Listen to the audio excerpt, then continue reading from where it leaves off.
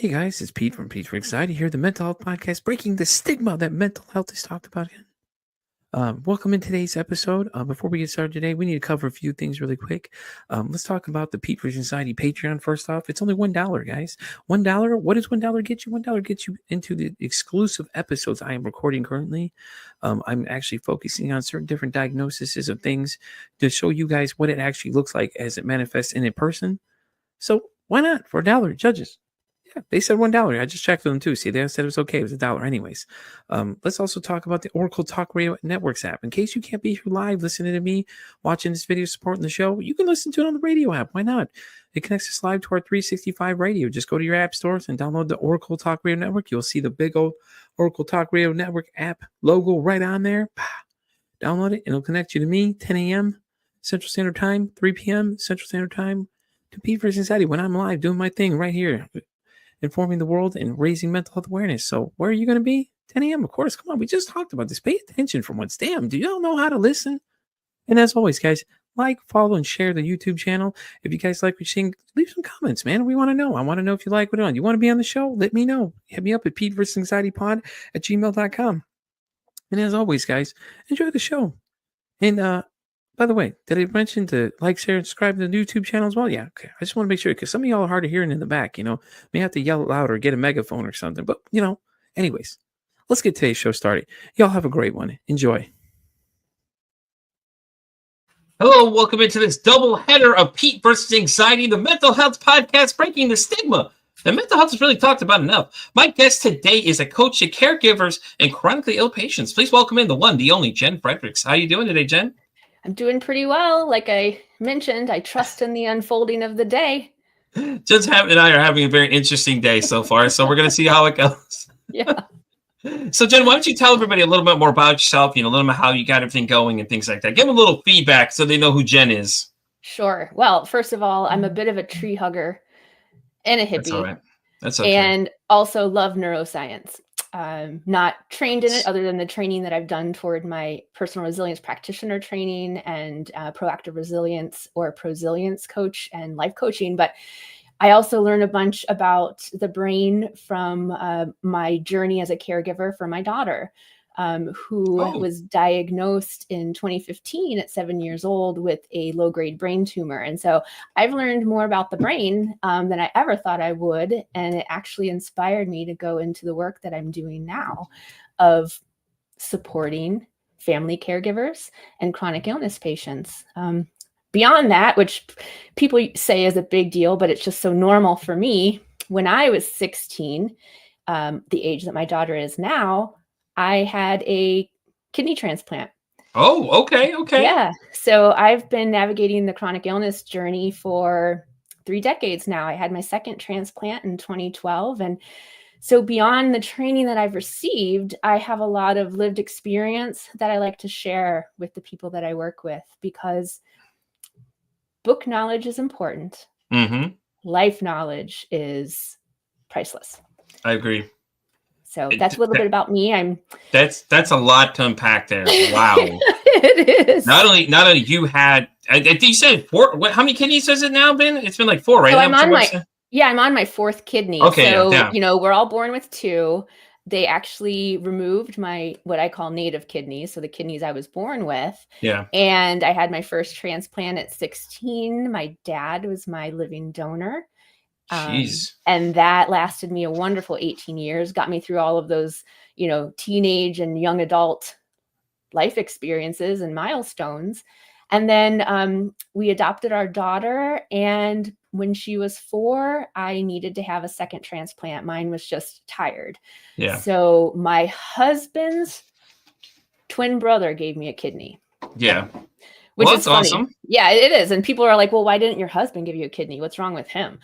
And like, oh, no. They're fraternal twins. So he wasn't a match, but my brother-in-law was. So I don't think people realize that when it comes to kidney transplants, that you have to match up certain things. That, it's like he wants to, but does he match? That's the problem. I don't think they realize there's more that goes into it than what they realize. But damn, Jen, that's a lot. That's a lot to unpack there, man. Well, Thank hats you. off to you first off, because that is amazing. Like what you're doing, I think it's very interesting, because when I read it, I went to your website, I was like, that's very interesting, because think about it, they need support too. Like, me and an earlier guest in the show had a conversation about that. What about the people on the other side of the conversation? Like, okay, it's great, we're talking about mental health, but the other people on the other side of that conversation, where's the support for them? Well, here comes Jen for you on and that subject right there. And it makes sense though. You think about it, because we always worry about the one side of the conversation, but we don't talk about the other side though. And it's rough for those people they go through. I read a memoir about breast cancer by Erica Newbert, and it was an interesting insight to what the people that are dealing with it have to deal with, and it's like, it's very insightful though for the other people on the other side of the conversation though. So now they know what their loved ones are dealing with and things like that. Yeah. Gives them a better retrospective of what they're dealing with, so they don't have to ask them so many questions. And and maybe that's something you should do too. You should write about that other side, and that'd be a great idea for a book. I know you had a book on your website too. What's your book about? Yeah, well, so I'm part of 2 anthologies that came out this year. One is called Hey. When Stories, and I'm with 12 other co-authors, where we went and actually delivered our talk on a stage, and then it was transcribed into an anthology Hey. called When Stories, and we talk about our transformation when everything changed. So Yeah. that one's wonderful. It's behind me right there. And then the other one I was a part of is called Resilient AF, Stories of Resilience, Volume 2. And that one I share a little bit different insight into the caregiving part of my journey. I am actually outlining a book right now about, Okay. about caregiving and the challenges. I also really want to support chronic illness patients. And at the same time, it seems like caregivers are the ones that are stepping forward, asking for help more right now. And so that's why I'm focusing on that piece, but really have a wealth of knowledge on both sides of the equation. Yeah, but it makes sense though. They're the ones that are having to deal with a lot of these things too. It's a Yeah. two-way road in that one. They've got to deal with a lot of emotional things. They're watching these people break down in front of them, and you gain relationships with them and things like that, and then you're just watching these poor people deteriorate in front of you. Like their mental states have got to be in a real bad state, and a lot of those guys, they need help just like a lot of us need help, And it's not to say nobody else is more important than others, but the fact that they're asking for help is good, because a lot of people won't even do that. Honestly, let's be honest. A lot of people that need mental health don't even know what they need help for, are too afraid to ask, because they're afraid that they think that something. Yeah, that was me. It's hard. It's hard. Is. It is. It's hard if you think about it. And, like you said, you understand. And the thing about this whole show is just like we're raising the conversation, about it in general. Like the numbers of suicides are just insane. Like I had a guest on like maybe 2 weeks ago. We were discussing about teen boys and seeing a rise of them. And the thing with the weird statistic was, Jen, is that men don't talk about it when they've attempted. They've actually succeeded more than women do, but women talk about it more. And it's not to say that one side is not more important than the other. It's just that statistic is just insane in general. Like that, we don't want those kind of numbers.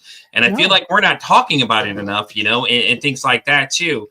So it gets interesting, and then you meet people such as yourself that are working with the other people, chronic people doing all these people with chronic illness and things like that. It's just rough, man. To think of the mental stress they go through on a daily basis. Like you would know, especially since your daughter, but but your husband having to go through all that with you, different kidneys and things like that, and things. It's that poor guy, man. Hats off to him, because I know. I say that all the time. Like, how lucky are my daughter and I that we have this man in our life, partner in our life, whoever you might have, that sticks by your side, and yet also is willing to share when he needs to. And he does it in his own way. When I first had a lot of anxiety after my daughter's diagnosis, I went for some more professional help. Yeah. Right. And maybe that wasn't what he needed, but just that he and I can talk about it and process. Like 2 weeks ago, I had influenza A, and my daughter currently is having some issues with fainting. Oh, God. She has a lot of comorbidities that go along with her brain tumor diagnosis that we manage. Okay. Like she has like 16 to 17 specialists at the Children's Hospital that we see. And so it was really hard because I couldn't go to the hospital when she needed to go for some extra help that week because I had the flu. And he took it all on his shoulders to go and be with her, stayed there day in, day out for 4 days before I was cleared to go and help out. And afterwards, once she was discharged, like, we both looked at each other and we're like, we wish that no one had to go through any of this, but the fact that we have each other is like, we wouldn't want to go through it with anyone else. Yeah, exactly. So I'm lucky in that respect. The same happened with, with my parents, with my illness. Like, illnesses like this and these traumas and these huge life changes can either bring people together or pull them apart. Mm-hmm. And you know what? I'm not trying to label one as good and one as bad. It's just the fact. And I'm grateful that we're able to come together stronger when these things happen. Exactly. And it's great when you have one person supporting the other. And hats off to your husband. What's his name, by the way? Zach. Zach? Zach, yeah. Zach, listen, man, 100% from me to you, sir. You are a standout guy. I don't think you hear it enough. You probably hear it more than enough, but man, let me tell you what. You were doing the fight amongst fights, man, and I'm here with you 100%. We may not know each other, Zach, but let me tell you, brother, hats off to you because you were going through one hell of a storm over there, brother. For you to hold it together is just truly amazing, man. Just keep it going, though. But, it's great, though, that you're here sharing a lot of this stuff, too, because, man, like, that's a lot to deal with, her constant issues there, and you said you're interested in neuroscience. It's funny you say that, though. I have a friend of the show named Dr. Kristen. After this, I'll link you up with her. She's a neuro. That's what she specializes in, neurospicy and all that kind of stuff. Yeah. And there's another woman named Betsy Holmberg, and I had an interesting conversation that, if you, I don't know if you've seen the episode, I'll have to send it to you, but she and I had an interesting conversation. She goes deep into that kind of stuff too. She'd be an interesting one to reach out to ask her questions as well. And, things like that. I'll have to find her. I think she's on Instagram as well. I'll have to find her social stuff, and then I'll send them over to you and let her know I'm sending your way, or just mention my name and she'll know, because she was on the show and she went deep into it. We were talking deep about, negative self-talking especially. And she was like really in tune with a lot of this stuff, but she can break it down for you that it makes sense and it's not too much for you to understand, since you're interested in that kind of stuff. Oh, and maybe totally, she might be able to help you out on that one too. 100% understand some more things that are going on. That's awesome. Yeah, I'll go in and talk to my daughter's neurosurgeon or neurologist, and I'll be like, yeah, I got a used book of Netter's is one of the big educational books. The Netter's neuroanatomy. They're like, you mean a book about neuroanatomy? I'm like, well, yeah, why not? It's super interesting to me. And one thing that's interesting to keep in mind is when we talk about mental wellness and mental health, it's like, I don't know how many people really understand that it's a lot of times part of our it's definitely a part of our biology. Mm-hmm. And it can come about, genetically or just what we're born with. But then also in my daughter's case, where her brain tumor is located, it's actually near a center of the brain that helps kind of control, manage those mood, it's mood regulation. Yeah. And so some of the things that we're trying to treat with her would be from the trauma, the medical trauma, and anxiety in the world. But then also there's this large biological effect from where her tumor is that's affecting how her mood is regulated, just like within the structure of her brain. Yeah. That's got to be interesting day to day, though. Does she have a lot of mood swings or anything like that, since it's so close to that or anything? So she doesn't have that, but just a lot of, uncertainty, those type. Oh, okay. That makes sense. I think we had lost Jen, guys. Hold on. We're having technical difficulties. I knew we were talking about this.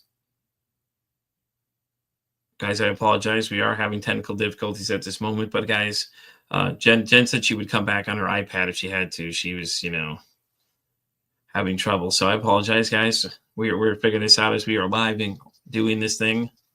But anyways, guys, like Jen was saying, though, it's interesting to hear, though, that if you don't think about it, this woman's got 4 different kidneys, man, and she's dealing with all that, and then she has her daughter with that chronic illness. Oh my God, dude! Like, I can't even begin to understand that. It's just nuts, man. It's just, to me, it's just crazy. I'm just like, wow, guys, and things like that. No, Jen will be right back, guys. I apologize. We already discussed this beforehand, just so y'all know we were prepared for this. She was going to jump back in on her iPad. So I'm just going to carry it for now. But guys, anyways, just I want to give you all a heads up though about some things that are coming up down the road. We're planning an unalive panel, because I'm live on TikTok, so that's why I say that now. We're looking at May 5th. Not sure the time yet. I will post exactly what it is. But if you want to be a part of this conversation, let me know. Reach out, peteversusanxiety@gmail.com or any of my social sites. Hit me up, things like that. We've got Jen back here now. All right, Jen, I've been carrying it. Don't worry. I let them know what happened. So you're good. Awesome. Thank you. So, but anyways, guys, like I said, May 5th, we're doing that on the live panel. If you all want to be a part of it, if you want to be a part of the future panels, let me know. And we are doing one for men's mental health as well. I'll keep you guys in tune on that. But anyways, Jen is back. Jen, welcome back. Thank you. Although we discussed this already ahead of time, so we were prepared. Yeah. There's a little bit of a different angle. I was just wanting to give you some, different aspects. There you go. She's going perspective on it. She's like, hey guys, here's a good side. This is my bad side. Yeah, it's interesting though. Like I said, though, I've met a lot of people on the show, man. I think yours goes up there with a lot of very interesting stories I've been told. There's a woman second week of the show. She literally had 16 rounds of chemotherapy. Doesn't have a large intestines. Doesn't have a small. She has a part of her small intestines, and it's just like I'm not even sure how this poor woman's even still going, but she's still going. And she was very nice, very great. And she even told us that she was on live for about 5 minutes on a table. And that was an interesting conversation too. I was like, great, here we go. Yeah. So, but yeah. And yes, I have a lot going on. Yes, you do. In my daughter's life. And I always share with my friends and my clients, like, please don't think that means what you are managing and navigating isn't a lot. Exactly. Because whatever someone is holding is a lot for them. And so that's why I think it's important to build strategies and tools to help whoever, wherever they are, whatever they're experiencing, to really get to enjoy life more. No, I agree with you 100% there. I love it how you say that though, that you're not trying to say that other people aren't important. That's not what we're saying. When we tell you about things, it's just, we want you to know that we can relate to you in some way, because you never know what people are dealing with. And, anybody you see these days, you don't know what they're dealing with, and you never know how many things you guys align with, and it's great when you meet people that have an idea and a better understanding. Because right there, instantly, you've already made a connection because they're like, well, at least Jen understands what I'm dealing with and the struggles I'm handling. And I think it helps you relate to people more, too, and connect better because it's like, they can say, no, well, at least she understands what I'm talking about. And a lot of people will be like, look at you weird because it's like an inside conversation. But it just means that Jen knows what you're going through. She's experienced a lot of these things, gone through a lot of stuff herself, And the same to me, like I've gone through a lot too. And I find a lot of people that connect with me too are just like, well, I kind of deal with similar things. And then you understand at a deeper level. And it's not to say that, nobody else matters. It's just, you just get it on another level than other people would. Yeah, totally. And just like most people in the world, I have waves of times when I'm experiencing more maybe mental health issues. Mm-hmm. Where I need a little more assistance. And so I go and find that, and I want to be that resource for people. Yeah.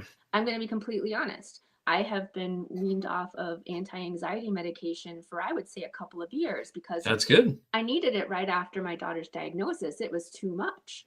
Yeah. I couldn't use any of the tools that therapists or counselors or my primary care doctor were asking me to do because it was just, everything was like a curtain or a fog. And so that medication helped lift that so that I was able to access the things I was learning to be self-aware and manage my mental wellness. And several years went by and I didn't need that extra help lifting the fog. And then after this last hospitalization, I was like, oh no, I could use a little more, right now with her fainting, she's not able to stand for more than a minute. So she's really ambulating with a wheelchair everywhere. And so we're taking the wheelchair with us everywhere. And it's working. And I'm so proud of her. She's at school right now, right? In a wheelchair in high school around all these teens. And she's not sure how they're going to react. But so I guess the reason I'm sharing that is just to say that I'm not considering that a loss or a failure, that like, oh, hey, look, I've been off of this medication. Because I don't want to label what's good or bad for anyone. Yeah. But just really give people permission to recognize what might be going on and where they might best find resources to help them so that they can live life now Yeah. the way that they want to. No, I absolutely agree. I love it. I think it's great. It's like you said, it's just that's what worked for me. You know what I'm saying? Not everything is cookie cutter for everybody else. And I think that's what people need to realize is that, there's so many different things that will help other people. Like I have an anxiety journal for mine, and it was a gift from a friend of mine that I did a podcast with before I start this one. And she sent it to me and said, "Here, why don't you try this and see what you think?" And I was like, "Yeah, why not? Let's give it a shot." And it actually works real well. It starts on one page and it goes to the other, and it helps you refocus your thoughts in the end of it, and you kind of feel like, and sometimes it works, and sometimes I don't have it always available with me, but I don't tell people a lot of times when I'm dealing with stuff, because a lot of times they don't understand. Right. It's funny because my guest earlier, me and her were talking about how my boss had given me a conversation because I had a freak out at work and my anxiety just kicked through the roof, and I don't know what it was. Something just triggered me. I stepped away from the whole situation. I realized I was getting a little too much for people to handle, so I stepped outside for a minute. She comes talking to me. I love her to death, but I just know she doesn't get it. And, and I feel like she's a part of that group, that very selective group that just doesn't understand that stuff or doesn't think that stuff exists. And it's more power to her, great person. Other than that, can't say anything else bad about her. A fantastic woman. We've been through some stuff together that, my daughter, my older daughter, she was talking about killing herself. And then she was like, I'm like, listen, you need to understand how serious that statement is you're making right now, and I called her one day and I told her what was going on. Her first words to her were like, "Hey, how are you doing?" And I don't think she realizes when she asked that question, how powerful that question really is. It's like, you may not completely understand what I'm dealing with, but you get enough to say that that's the first priority. It's like, how are you doing? Are you okay? Is everything good? And I don't think that question gets asked enough to people. And it's interesting to see, how people react to certain topics. Like I was telling you when you came back in, we were talking about doing a panel for, suicide and things like that, because it's not talked about. It's a rough conversation, yes, but it's a conversation that needs to be had. I think people need to understand the signs to look for. And, and we'll be having a Dr. Kristen, the one I mentioned, the neurospicy. She calls herself a neurospicy, but she is going to be there for that whole conversation, and I'm going to do as many panels as I can, so as much interest as it gets. So this will be the first one, but I'm sure I have a bunch of other people that want to be doing these with us. But it's just to get the conversation out there. I mean, I think it's going to be a trigger conversation. Obviously, we're going to put a trigger warning in the beginning, because that stuff is not easy to talk about. When you're talking about that and you're being on the edge of that, and me and myself experiencing it, being on the edge of it, like literally, me and another guest connected on that level too. So it's like we're both looking over this cliff, and you're looking at the proverbial cliff, and she was literally looking over the cliff. I was looking over the cliff in my mind, kind of thing, and it just gets interesting like that, and it's. I don't think a lot of this stuff isn't talked about enough. Honestly, let's be honest. I don't think a lot of it's talked about enough. I think that we have too many people telling you what to do versus actually asking your opinion on things. I love that. And actually, before I started doing this work, I was in corporate marketing for 16 years. And one thing that towards the end of that career really got to me was how, you'd see the same person in the hallway maybe 5 times. And every time you see them, you're like, hey, hi, how are you? And you're always like, oh, fine. Well, I used to work for then after I was in corporate marketing, I worked for a coaching company, and I wrote a blog about it once. So like, I'm done with pleasantries. If I ask you how you are, it's because I'm picking up on something and I want to know. It's funny you say that, Jen, though. It's because I ask people, hey, how's your mental health? And the reason why is exactly that statement right there. Is because you could say, hey, how are you? And they could say, okay, all day. But when you pick up on something, that's usually my next question. It's like, that's usually why I start asking people like, hey, how's your mental health? And they'll look at you and they'll think about it for a minute, because they can't just say, okay, right away to that. They're like, why are you asking me this question? And then you lead into, well, I kind of have a feeling something's wrong, and I'm a big empath. So I pick up on people's energies and stuff like that. Yeah. So like I can read people's body language a lot of times and see that something's wrong, like I'll notice something on the other end. I'm always watching people too. It's weird though. I'm always watching what they're doing and what they are. And anybody that works close with me where I'm at, I keep an eye on these different things to see like, hey, listen, so I know what's going on. I'll notice when the normal behaviors and things change. And I'm always constantly watching them to see, because I can ask them, hey, listen, you good? Are you okay? You seem like something's up, and I deal with it. I really don't like that about me. Sometimes even my daughter and husband are like, oh my gosh, can you like turn that off? And I'm like, actually, no, I can't. No. And I really didn't. I also include in my coaching some intuitive coaching, because I do get hits when I'm working with someone, powerful questions that maybe they're down a different path. And I always read the room, if you will. Yeah, exactly. Before I share that, because I want to make sure that people are in an okay space if I ask that question. Yeah. Whatever is coming up. But yeah, when I say how are you, I want to know. Exactly. I'm not looking for a smile and a mask. I'm looking for who you are. And I don't know if you're I really enjoy this personality system, I guess, called human design. And it's not really science-based, but this is the hippie part of me. You know, it's based on like your location of birth and time of birth, and there's 5 energy types. And yeah, I'm able to pick up. You talking about a birth chart? No, it's called human design. And Okay. you have body graphs and all of this. But before I knew or connected with that, I always thought I was on the outside, and I didn't understand why I operated the way I operated, and I didn't understand how my energy flowed within myself in the world. And once I discovered it, everything kind of made sense. And Hey, Jen, real fast. You're getting a little staticky feedback on your end. Oh, okay. Just wanted to let you know ahead of time. Okay. Well, iPads aren't the best at this. No, you're good. I was just letting you know. Okay. Anyway, this is a rabbit hole, but when we're able to find something that gives us more insight into ourselves, Yeah, it allows us to look at and understand even our mental wellness and what's going to support us best.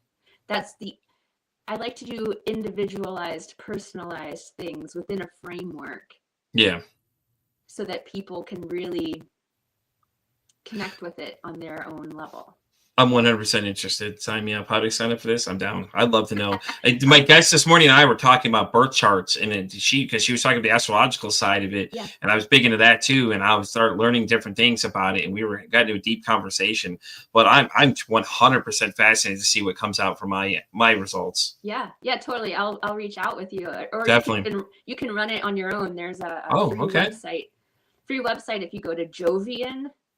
Jovian archive.com. Okay. And it takes your some of your astrological information. It's like a blend of 7 different. I'll have to do it, and I'll have to send it to you and see what you think, and we'll check it out and see what happens. My fun on the side business for the hippie part of me is I'm actually a human design reader too, or like a chart interpreter. So sweet. Okay. Well, even better. There you go. See, I'll have you check it out, and we'll see what the results are, because I'm curious to see what comes out of it too. And I'm going to do the birth chart as well, because I'm interested about that one as well, because we were talking about this morning, and my wife is the one that turned me on to all these astrological signs. Like, I've always knew what my sign was. I never really looked into it deep, you know? Yeah. And ever since I met her, she's kind of turned me on to a lot like that, tarot card reading things, which I know a lot of people that hear it, they're like, "Ooh, it's hogwash." Well, you know what? Forget you, because let me tell you, when you get a reading so close to what you're thinking, there's no way you can explain that not to be that. Right. And so that's why I love the idea that can't we be curious about things and explore them? That doesn't mean you need to take them on and hold on to them. Exactly. But anything that gives you more insight into yourself and how you might be able to flow differently in the world, I think is super important. And that's actually one of the first things I work with on my caregiving clients is talking about managing their personal energy from the space of, not the hippie space, but from the space of evidence-based. What is your physical, mental, emotional, and spiritual energy? How are they? Where are you having some leaks? How can we plug them? How can we refill them? Because human energy fuels resilience. So without our energy, we could have the strongest resilience muscles, another thing I teach. But if we don't have the energy to access them, they aren't going to support us the way we want them to. Yeah, I absolutely love that, Jen. I really do. I'm just going to let you know really fast. I am going to reach out to a friend of mine. I definitely want you to go on her show, because I think you guys would click 100%. What you're saying, I love it. I absolutely love it. And the funny thing is that energy seems to be coming up an awful lot in the last few weeks. And it started with one guest that was an energy alchemist. And ever since then, I've been running into all these people that have something to do with energy, which I start learning more about myself as I go, because I found out that I'm very sensitive to energy, and I've always been sensitive. I could never explain it, what it was. It was just a weird feeling. I never put my finger on it until I met the one person. Melanie had told me about it, and I was like, well, that makes sense. And ever since then, all these people just keep coming to me that are energy type people, and I'm like, this is so interesting you said that, because that's what we talked about this morning too. Yeah. Well, I'm going to be completely honest, and I don't share this a lot on all the shows that I go on because sometimes it scares people. Well, I appreciate it though, first ahead of time. Yeah. So, well, and the other thing is that so we all know that what is this, the second law of thermodynamics is that energy can neither be created nor destroyed, just transformed. Yeah. And the reason I'm able to do this kind of work that's really difficult with people who are thinking about death a lot is because I was able to change my relationship with death. Yeah. Because of my belief in energy, and everything is energy, and that energy simply transforms. So that's the way that I'm able to hold space for those who are in very difficult situations and not then have it affect my energy and how I show up in the world. Because I'm able to hold them in a different way. And energy really means everything to me. And I'm happy to be able to share bits and pieces of that through the framework that I use to work with clients. And then those who are more interested, I'll go down that hole with you. Let's go. Yeah, I'm down. Let's go. Sign me up. Yeah, because it's really, really transformed the way I'm able to caregive for my daughter and even look at my illness and myself, and even know that when I pass on, I will have a different relationship with the people who are in my lives. It'll be via energy and not the physical aspect. Some people, like I said, aren't ready to talk about that stuff, and that's fine. That's all right. Listen, we could talk about this all day. I don't care what they want. This is my show. We can talk about it. So forget them. Yeah. But like I said, it's weird though. It's weird in the coincidence that it just that just keeps coming up. And it's like more and more and more just energy. It always shows up. And then now it makes sense, because last week I had a woman named Tanya Eckenberg that was on. And that's what she does too. Tanya's on too. Tanya was on last week. She's actually been on a friend's show too. And me and her were on a Holocaust survivor panel together too. That was real great. Yeah. So ever since I started this thing, it's been an interesting journey. I've got to do so many different things I never would have thought. I've met so many cool people along the way. And it's just so great that you're here, because for some reason, the universe wanted us to be here. And there it is right there, because of the energy, because that's it. And me and my guests were talking about how your energy attracts other people that have the same wavelength you do, kind of, and I'm learning more of this stuff as I go. So listen, gear me up. I'm going down the rabbit hole with you. I'm diving head first. So here, I want to share this with you then. Go right ahead. When I first started training to be a life coach, one of the people who owned the company and was the trainer, she shared her transformation of anxiety into a different energy. She was having a lot of anxiety, and then at one point just had this kind of moment where she thought, wait a minute, anxiety is just energy. What am I? And I'm not saying, okay, I want to preface this by saying I do understand that there are, chemical and neurochemicals and all of those things that happen that we do need to treat that way. Yeah. Okay? I understand that. Believe me, I'm doing that right now. I also really find it interesting that can we explore that feeling in our body, the energy that we're feeling and we're putting as anxiety. Is it always anxiety? Is it excitement? Is it, my daughter came up with a word years ago where she'll say, I'm nerve-sighted. I love that. I love that. So she has the diagnosis of general anxiety disorder. Yeah. And she has these moments of nerve-sightedness. Yeah. And so we're able to, reframe some things at times that help us experience the moment that we're in a different, better way. Yeah. But I loved when my trainer shared that she stopped enough to pause and breathe and ask herself, what am I feeling? Exactly. So I love that though. You say that, the breathe thing, because there's a guy I met that was from Canada named Leroy, and he wrote a book called Just Breathe. Yeah. So the principal idea was just that, just breathe, because what are you feeling at this moment? And think about how your next action is going to make, what next action you're going to do. Now, Leroy works as a principal at a school in Canada. He's teaching this to 5 and 6 year old kids that are coming to him. It's truly amazing what he's doing. He's literally teaching them how to think before they react.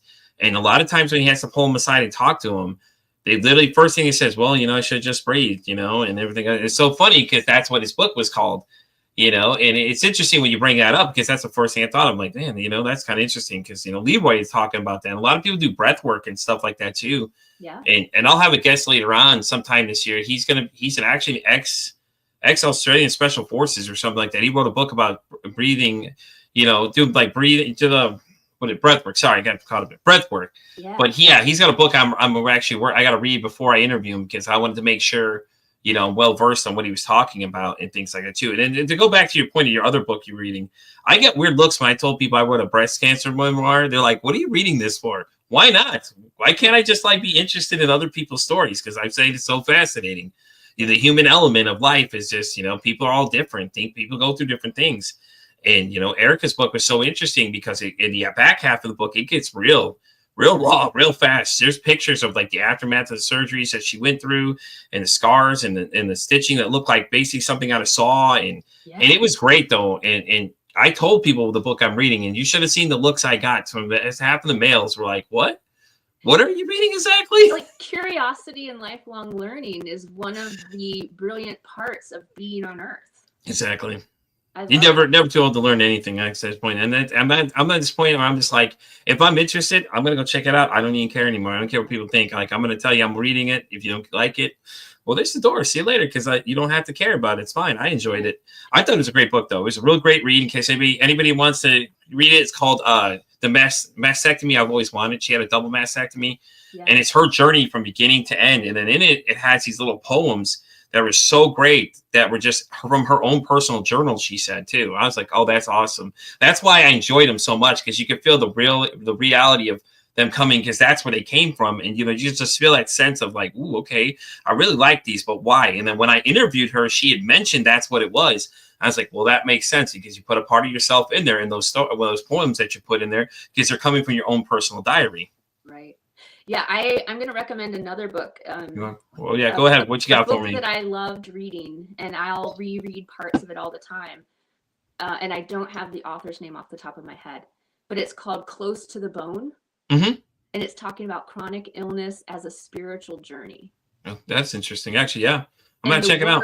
The words that the author uses, the turns of phrases, it's just enveloping. And I love that book. It sounds like it's pretty good. I'm going to check it out for sure. Like I said, I've still got to read a couple other books too. I got another one I got from another author. She was telling her story about her dealing with her narcissistic ex-husband. I was dealing with a 15-year relationship with a narcissist, and it was interesting because when I interviewed the woman, she literally, her situation is so bad she can't even have her picture on the screen. She had to have another image on the camera instead, because that's how crazy it was getting.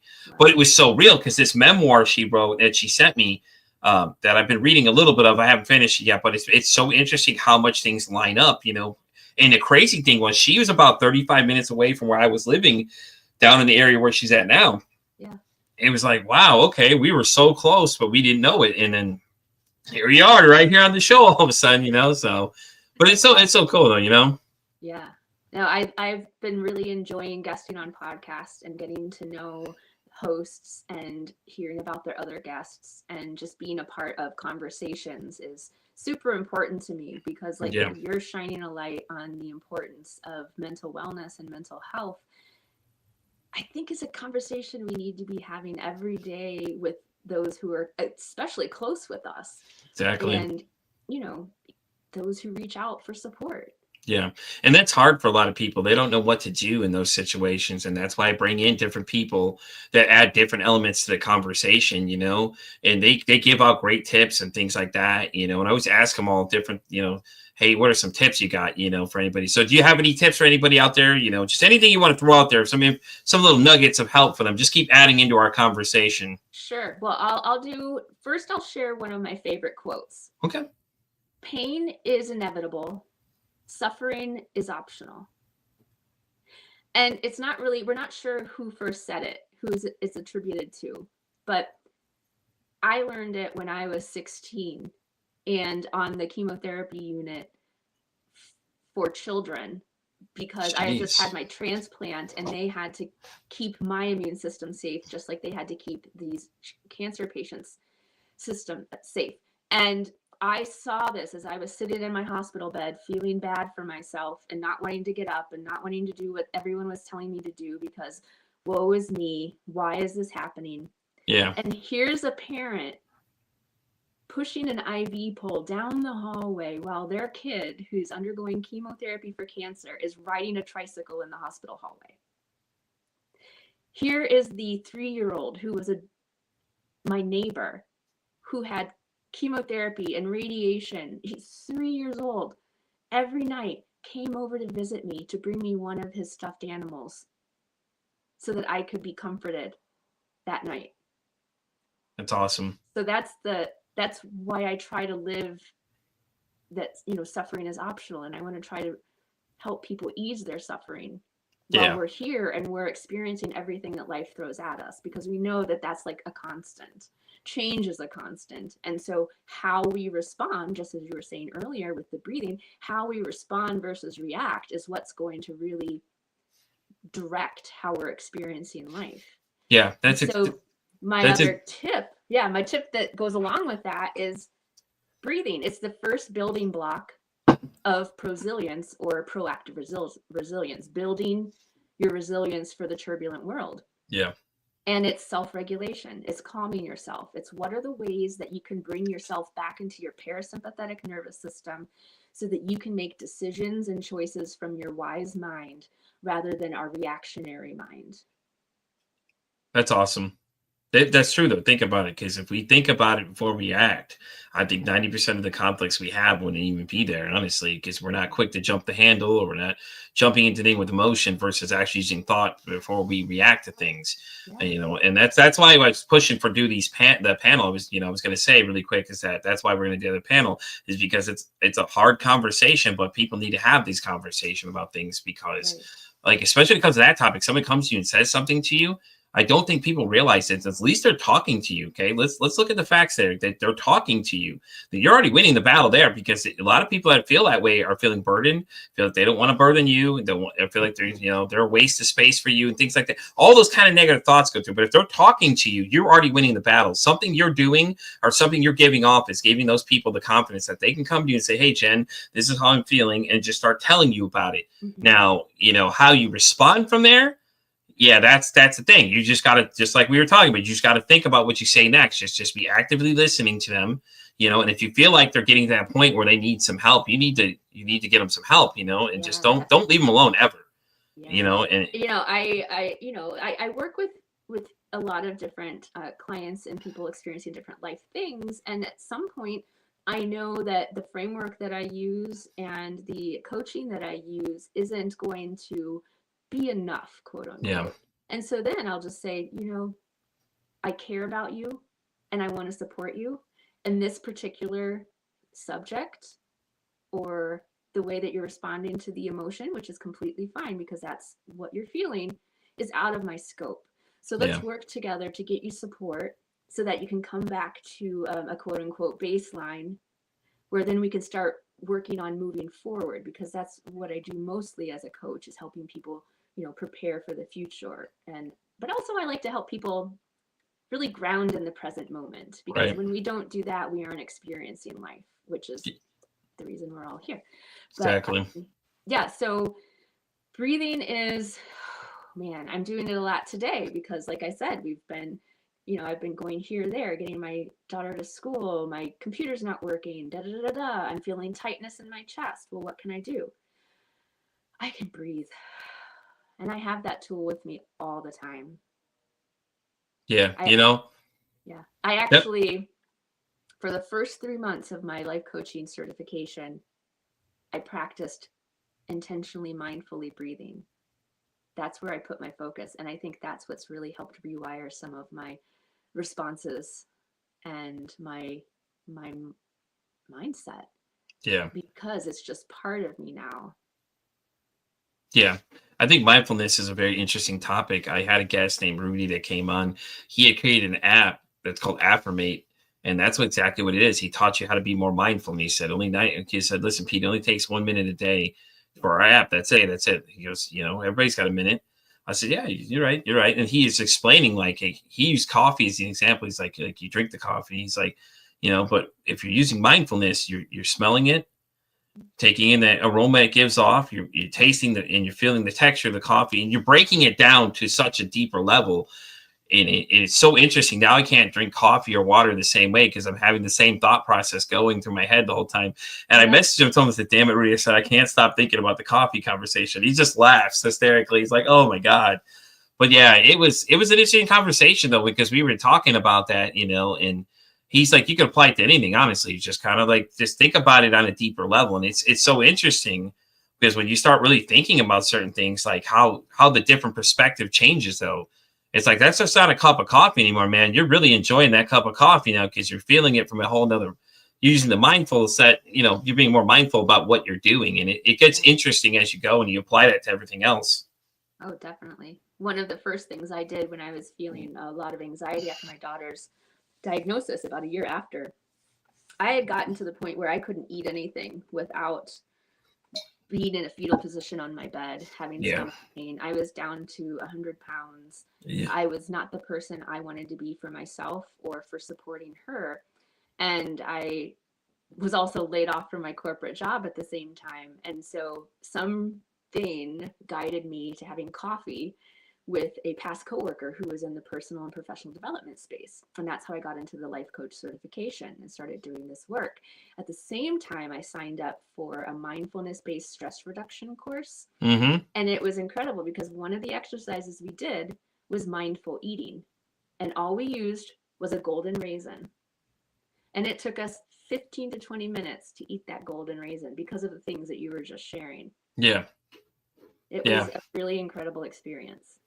Yeah, it was interesting when he was talking to me about it because when I booked him, I was like, this is going to be, I feel like this is an interesting conversation. And then he went into it, the way he was just explaining, it was so soft toned and everything too. It was just like, it didn't matter anything else. He said, okay, Rudy, you can tell me anything you want. You can tell me I'm dying right now, Rudy. I don't think it'd matter, man. Because he was just so soft toned when he told me though. But when we went deep into the conversation, like I locked into the conversation real deep because I was listening to everything he was saying. And that's why I have my headphones like this, because I can hear nothing else around me too. And it's happened twice before. There was another woman I talked to. She referred to this entity as spirit. She talks to you, okay? Mm-hmm. And I'm trying to think what her name is. Brianna. I can't something like that. I'll have to send you the episode. But you'll have to watch me. I stop. I don't say anything. I just start like staring, like I'm going off into another. But what's happening is nothing around me exists. Whatever she's saying to me only exists the whole time. I'm so focused on literally what she's saying. I'm putting so much deep thought into it. And it's interesting because then I'll explain afterwards what happens. I was like, whoa, let me tell you what just happened. And she's just smiling at me because she knows what's going on. She can tell because I'm just so focused. And it was just like, it was interesting because it was open eye opener because it was just like, well, what just happened? And how do you explain these kind of things, And a lot of mindfulness went into it because I'm like, man, I'm really hyper-focused on what she's saying. Nothing else matters. I'm only worried about what she's saying. I'm breaking down everything she's telling me, and all she was doing is just reading me an excerpt of something that she said that somebody was speaking to her from her book. So she read it to me and I clicked so well. And it was just like, I go into this trance, man. It's just weird. I'm just sitting there. I'm so hyper-focused on what she's doing. But afterwards, like I said, when I start explaining it to you, I'm completely normal right afterwards, but you could tell like something happened within that 5 minutes of what was going on. Yeah. And it's been so interesting though, since day one of this thing, all the people I meet with that kind of stuff. And it just gets weirder, it gets weirder, but in a good way to me. Like I like it because then I'm more intrigued now about more things, and when Rudy and I's conversation came up, man, he started talking about the coffee thing. And I was just like, bro, I said, that's so interesting. Because that night I went to work and I started drinking the coffee and I was doing exactly what he was telling me to do. And I was like, man, this is so interesting that, that he said that. And I guess here's voice in the back of my head telling me the same steps, you got to smell the coffee, then you got to taste the coffee, you got to feel the texture of the coffee and things like that and all that kind of stuff too. And it's so interesting though, hey, how you doing? And stuff like that. But I think it's interesting though. Like I said, it's been a weird year so far because people that are connecting, a lot of same subjects come up, and things like that too. Yeah, that's what I kind of love is the idea that there is a broadening of understanding of who we are as humans in the world. And I think that's just going to, keep accelerating. and allow people to experience more and more about what it means to be Yeah. human. And that's one thing I love to help people do, is kind of get off the quote unquote hamster wheel and Mhm. really step into their life, even if it's hard right now. Yeah. Because running away from hard isn't going to allow us to process and feel what we need to, so that we don't have, the body keeps the score. What we Yeah. keep pushing down will come back. Yeah.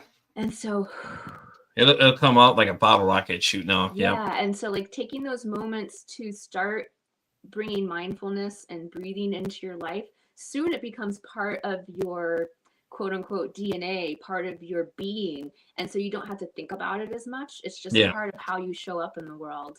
And I feel that I've been able to experience life, even with all of these difficult things going on, in a more hopeful and even joyous way. Like when I start a session with a client or a workshop, I always ask, what is one glimmer going on in your life right now? Because a lot of times when we start talking, it's because we want to vent or share problems or solve something. So if we go to that place of what is working right now, it actually brings us into our parasympathetic nervous system, which allows us to absorb more information.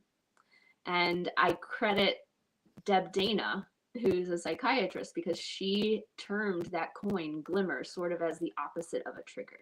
Yeah. So if we can look at what's working today. So like Pete, what's working today right now? What's a glimmer that you're having today? This is success, this podcast, honestly. I've had great conversations all day, Jen. Between you and my last guest, Nikki, it's just been it's been euphoric, honestly. I love it. I love it when I have great conversations with people that just flow back and forth between two people. Yeah. I think there's only one time I've had a problem trying to get somebody to talk, but that was it.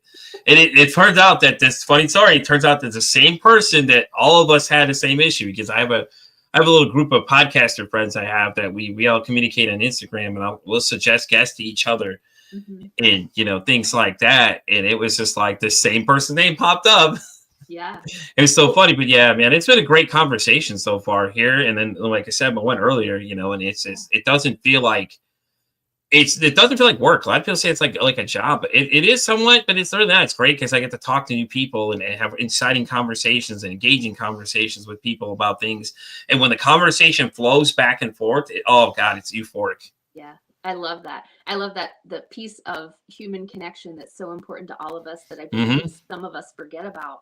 Yeah. And so you being able to connect with your guests, but then also connect your listeners with the guests, is really an important part of the human experience. So I want to acknowledge you for doing that. Thank you so much. I appreciate it. Space holding for everyone. Yeah. Yeah. And that's the idea behind this thing, is creating a safe space that we can talk about these things. And then I have the Facebook group I started creating. It's the same thing. It's and all these people, just invite people in there. The idea is that we're going to be positive. There's no negativity. I'll post clips from other people's episodes, because I do recordings all week long usually. So I'm constantly recording. March alone, I did 28 interviews with just different people. But everybody else said that's a lot of work. To me, it was like, I couldn't get enough. Are you kidding me? Half these conversations were just engaging.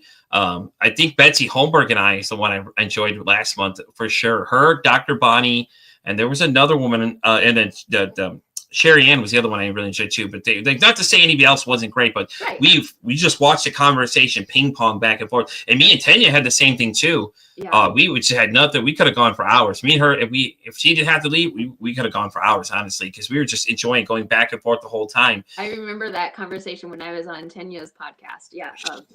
I agree. Like when I just went out on my own in business, January 2024, that's when I started my focus with caregivers and chronic illness patients. Yeah. And I just started like, well, I guess to get the word out, I'll start guesting on podcasts. And so I think I did like 30 podcasts. Like, dude, I love it.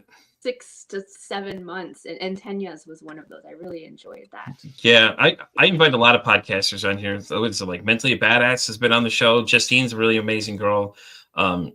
What's his name? I can't think of his name. Keegan. Keegan's the one that actually connected all of us together for the panel. The guy that hosted the panel, him and I talk all the time. He's been on the show. I've had so many different podcasters come on here and things like that. And it's great because they're new people you get to meet and people you get to connect with. And then, we all connect, all that kind of stuff. And I keep in touch with a lot of people and just keep sharing different guests with them. Like that's all we, but I try to go on a lot of people's shows too. So I am going to do one tomorrow. It's called I Need a Friend. So it'll be interesting. I was on one though. I do want to reach out to her and see if she's got any time for you though. It's called Humanity 2.0. Okay. So the idea behind this thing was that Vanessa is the woman that runs it. She was doing a project that said, "Are you happy?" So basically she went on the street and she said to you, "Hey, say random to watch you. Hey, what's your name, Jen? Hey, Jen, are you happy?" And then record it what your response was. And her account she was working with had like 4.2 million followers just asking that question. Hey, how are you happy? So she decided to go off into her own thing, and she called it Humanity 2.0. And she asked this interesting question I'm about to ask you now that I've asked a lot of people on my TikTok is that, okay, what does humanity mean to you? Oh, it's a good one, I'm telling you. Yeah, I mean, and it's difficult to answer in this point it is. In time. But humanity to me, it's a real thought provoker. I'm telling you. That's what she asked me in the episode. Yeah, and I was like, man. I know part of it is the idea that all humans need to be seen, heard, and valued.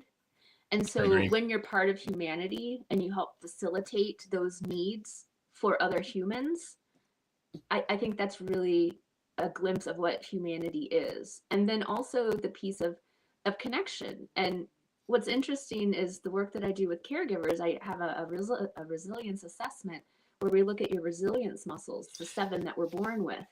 And some of them take more energy to access to support you in challenges, and some of them are easier and don't drain you. And the one that drains caregivers the most is connection. Yeah. Jen, I'm going to let you know, Jen already knows I'm live on TikTok still right now. I actually had a good one that came in. It said, respect for each other is another one somebody said. Yeah. It's great. Like I said, that was an interesting question. She literally said, hey, what's this? So I'll have to reach out to her and see if she can get you on, though, for sure. Vanessa was great. Yeah. I did it, and just just let everybody know that my episode actually will be premiering in May for Mental Health Awareness Month. Awesome. Vanessa told her, so since I'll let y'all know. I'll drop it in my Facebook group. I'll post all my links and everything like that. But yeah, I try to do as many spots as possible. I think I enjoyed doing a few of them that I've done so far. What I'm going to do is a dream analysis one for Ben, the Dream Wizard, is what his name is. Cool. He said that it's going to be like a 2-hour long interview or something like that. He's going to analyze it, and then he's going to come on the show. And then we're going to talk about what the results were. And it's going to be an interesting conversation. There's also Emotionally Unavailable, which is great too. And that one was done with Melissa Hepner. Her and I she just hits click and you just go in a conversation in general. It was just fun to do. Why not? And I've done a couple other ones too. But yeah, I think that's been my goal this year. I'm going to try and do as many podcast spots as I can. I'm trying to get on as many shows.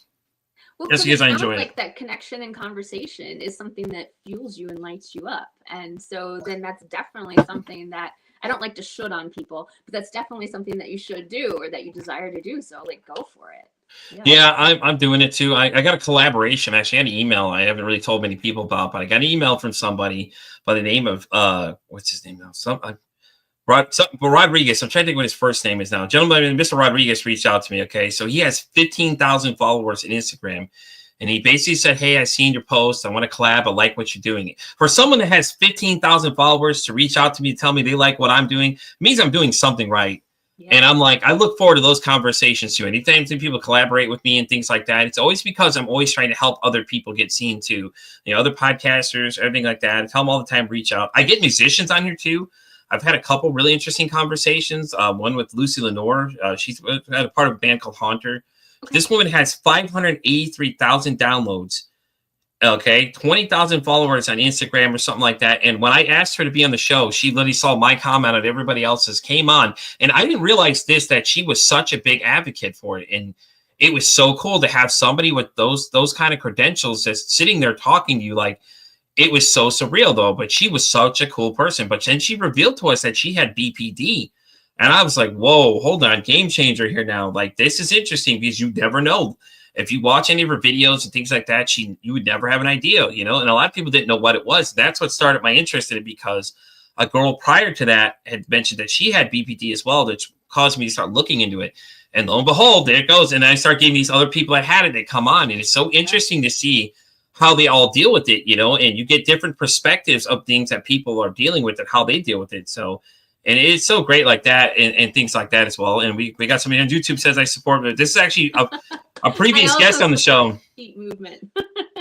This is actually a previous guest that was on the show. She's on about 2 weeks ago. Her name is Sprite, is what she goes by, and TikTok and everything else, guys. If you haven't checked out Sprite, go check her out. She's really cool. Her episode's on there. Me and her had an interesting conversation too, you know. And like a lot of times when you get people on here, it's like you don't know about 15 minutes in. A lot of times you'll see them open up. They start telling you a lot of really interesting things, you know. And Lucy almost told us what the incident was that caused her that caused her BPD. And I was like, man, we were so close. I feel like if we could have got her to say it, it would have been interesting. But I get it though. You know, you come on here, you got to be very vulnerable. You got to give your story out to people, and you know, and it's out there. You know what I mean? It's just like anything, movies, books. Sometimes your story involves other people's stories too. Yeah, so yeah, true point. Like I always check with her, like what's okay for me to share. I love that. Isn't, because it's her story, it's her life. And here's another little story that I hate to share, but now my iPad is at 6%. No, we're getting ready to wrap up actually, Jen, so don't worry. I try and keep it about. I had a feeling that it was time to start wrapping up anyways, but anyways. I could talk with you all day. And you know what I'm saying? This is great. People and all the amazing work that you're doing. Yeah, definitely. It's all on my YouTube. By the way, Spotify gets all of them later on. I think my sound guy, Logan, by the way, shout out to him. He's working hard at it. He's about 40 episodes behind now. Yeah. So I usually drop new episodes every Tuesday. Like, so it drips the information out. So different people hear it at different times. Right. And maybe they watch the YouTube, but then they hear it again on Spotify and they get a different awareness from it. Mm-hmm. It's like, that's exactly the way I did it. Trust in the perfection of the unfolding. Right, exactly. It's exactly what I'm doing. That's why I try to be everywhere possible. So, Jen, why don't you go ahead and plug everybody where they can find you? I know you said you're on Instagram. I'll get all the information, guys. It will be in the description below. That way you guys can reach out and let Jen know, you know, hey, I saw you on the show, or hey, I want to, you know more about what she does, Jen. So go ahead, let them know where to find you. Sure. Well, you can find me at my website, prosiliencecoach.com, prosilience coach.com. And what I really like to do is, yes, work one-on-one with people, but I find the most impact I can have is partnering with health organizations and systems, nonprofits and foundations, and have them bring me in to support their community of family and unpaid caregivers and even chronic illness patients. So we can come in and I can share certain things, and then if they'd like to work further, we can do that as well. But yeah, that's really what I do. It is my passion and my mission, and I really feel my calling. I feel like I've been preparing for this since even before I had my first kidney transplant, and it's taken me into almost being 50 to really step into who I'm meant to be in the world. Yeah. And how I'm meant to show up in the world. And I really love to support people finding their way. I really love that. I think that's great. I really do. I think it's awesome. Jen, thank you so much for coming. I appreciate being here. If your daughter would like to come on sometime, we'd love to get her perspective on just mental health things in general. Let her know. Complete reach out to her whenever we'll figure out a time and whatever works for her. Definitely. She's more than welcome to come on here, because I think it'll be an interesting conversation to hear her opinion, especially being that young. It'd be interesting to see what she sees the world as, just as an interesting perspective. But anyways, guys, I'm going to wrap up this episode of Pete vs. Anxiety. Jen, thank you so much again for coming. I appreciate it. This is a great conversation. I know your iPad's going to die, so let's close it out here, guys. You know where to find me on Pete vs. Anxiety and X, all the way down to TikTok. I'm on Spotify, all the way down to iHeartRadio, guys. And always remember what I always tell everybody, don't ask how your day is. Ask how your mental health is. Okay, guys, remember that. And I can't say that. Guys, remember, May 5th, suicide panel's going to be on. Guys, let me know. I'll let you know the time and dates and everything else. But I'm Pete for Society, so I'm saying, don't ask how your day is. Ask how your mental health is today, guys.